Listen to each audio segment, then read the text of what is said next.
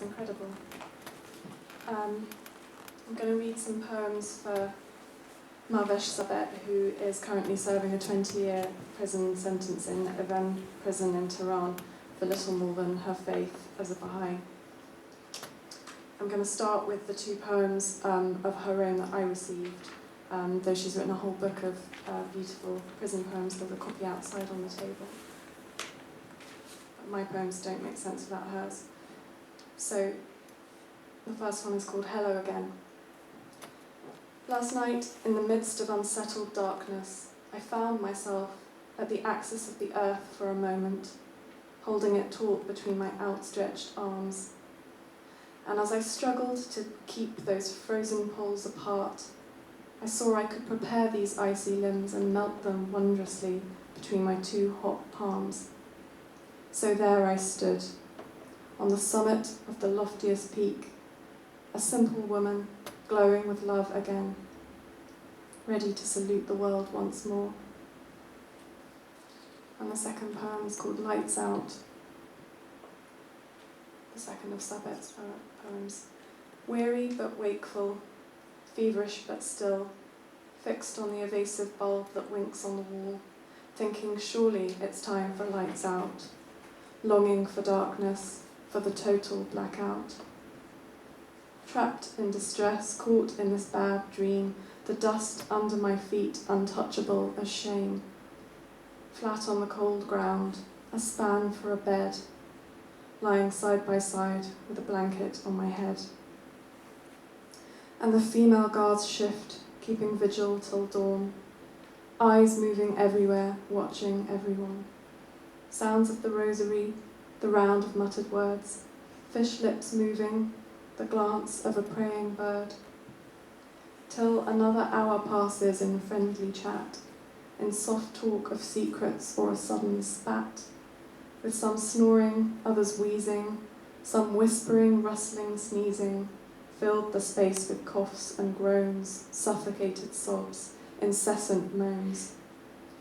You can't see the sorrow after lights out. I long for the dark, total blackout. So my first two poems are erasure poems, where I erase certain words from her material. Number one, hello. Hello night, in midst of darkness. You, the axis of the earth, are holding taut between your arms to keep those frozen poles.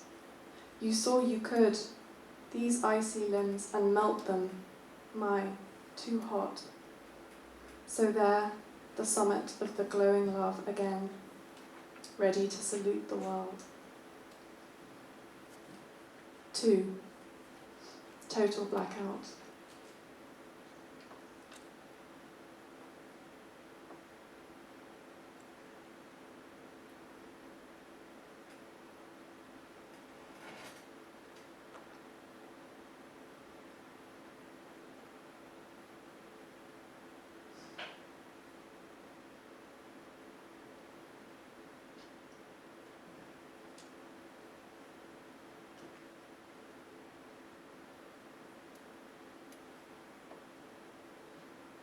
Three, a prayer for Mahvash Sabet. Do not be weary, do not be wakeful, do not be feverish but still. Do not long and not be answered.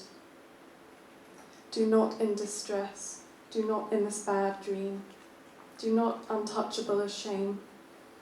Do not flat on the cold ground, do not a span for your bed, do not the sorrow. Do not the shifting female guards, do not the vigil kept till dawn, do not the watching everyone, do not the muttering of words, do not the fish lips moving, do not the praying bird, do not long and not be answered. 4. Unconstrained haiku. Last night in darkness, but my friend, you do not go unthought of, nor unseen. Against such distinctness, again, always general, in justice's way. crushing the fishes, stomping on little birds' heads, blind, unloving.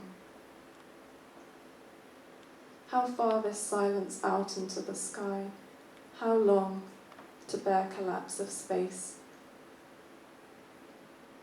This gap that creeps in, this wanting to embark, not to embark, think of it further, send hope like feathers. Last night the axis for a moment. Hold tight till it find you again. Wondrously and with love will it find you again. Longing for total blackout. Clear the mental vigils from your head, the birds and the fishes. Here comes us ready to pass another hour in soft talk, friendly chat. How dare we? But to learn, to know and to love, I believe in that too. Total fishes, total mental birds, their colours all running. Mahvash Sabet, I do not want this poem to speak of me, only of you. Mahvash Sabet, I do not want this poem to speak for you, only for you.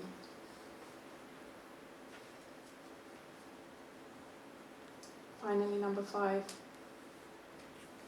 Hello Again, the form of which inspired by Hugh Sykes-Daly's poem. In outspoken wakefulness, where the heart has collected, pooled its weary for a moment, is there a melting of whispers and realization at the base of it, and ice gathers and the fishes and the birds? But do not put yourself out of this poem to feel, because in outspoken wakefulness, where the hearts are gathered, first dark meltings, then seeing wondrousness, the length of a woman's love, and birds swimming as if out an open window, every moment of faith. But do not put your palm down to touch it in the dust, because in outspoken darkness of forgotten hearts, where there is remembering and no more shame, dustiness of ice, every bird dancing in the pool, and fishes glowing, their lids open or shut again, tiny reddened hearts. But do not think yourself out of this poem to see, because in the outspoken darkness of forgotten hearts' salutations, watching everyone, there is the world glowing suddenly again, limbs sodden with love, the dust hearts red all the way to Tehran, realization at base of it where hopes gather, winged like at the window, admiring what to reach up and touch, beside the birds, simple, loving. And do not think yourself not in this poem, because you never will again. Thank you.